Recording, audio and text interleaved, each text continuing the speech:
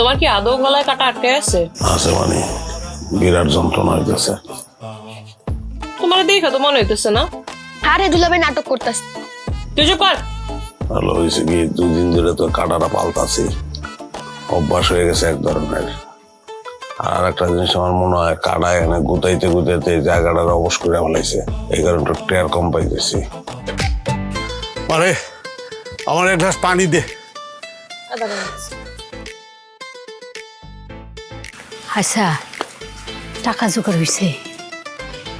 হয়েছে। আচ্ছা ঠিক আছে।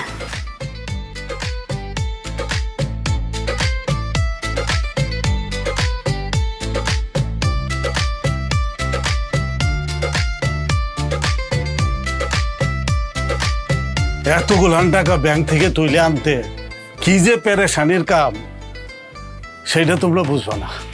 আচ্ছা, এত চিন্তার কি আছে কও? আল্লাহ কি তোমার কম দিচ্ছে? তুমি জামাইরে কথা দিছো, তুমি তোমার কথা রাখবা।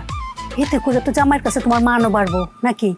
আর আমাকে কত জায়গা জমি পইরা রইছে, বরকা দিবা, টাকা তো এমনি এমনি ঘরে চলে আসবো। চিন্তার কিছু নাই।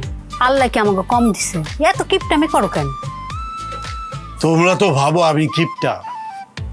আমি কিপটা না, আমি হলাম গিয়ে হিসাবি মানুষ। আচ্ছা, সত্যি কি গলার কাটার নামেতে এতগুলো টাকা খরচা হইব? সেইটা আমি জানি না। আমি কি চিন্তা করতেছি জানো? এই টাকাটা আমার মেয়ের সুখের জন্য। কত খরচ হইলো না হইলো এটা ভাববে তো কিছু কিনারা করতে পারবো না। আর জামাই মানুষ দে।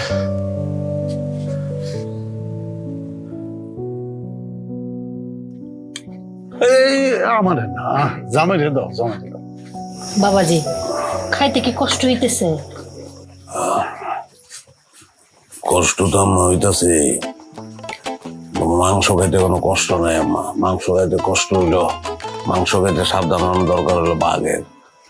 বাঘের গলায় যখন হাড় ফুটে তখন আখ করে সারস পাখি এসে ঠোঁট ঢুকে আড্ডি বাইক করে ফেলায়। আচ্ছা, তোমার গলা কি ছোট মোটো সারস পাওয়া যায়? কাটাটা বাইক করে ফেলাইতো। তোমার কি আদৌ গলায় কাটা আটকে আছে? আছে মানে বিরাট যন্ত্রণা হইতেছে। তোমার দেখে তো মনে হইতেছে না। আরে দুলাভাই নাটক করতেছে। তুই চুপ কর। ভালো হয়েছে কি 2 দিন ধরে তো কাটাটা পাল্টাছি, অভ্যাস হয়ে গেছে এক ধরনের। আর একটা জিনিস আমার মনে হয় কাটা এখানে গুতাইতে গুতাইতে জায়গাটার অবশ করে ফেলাইছে, এই কারণে একটু টেয়ার কম পাইতেছি। অবহেলা করণ যাব না, তাহলে বিশাল দুর্ঘটনা ঘটতে পারে। উচ্চ পর্যায়ে ট্রিটমেন্ট করণ লাগবো। বাবাজি, গরু গোস্ত দিই।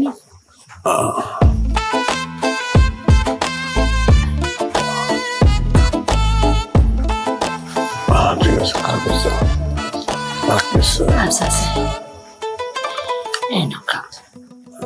আলু দেন, কম দেন, আলু তো বাচ্চা কিন্তু চলে যেতে পারে কাটা। ঠিক আছে।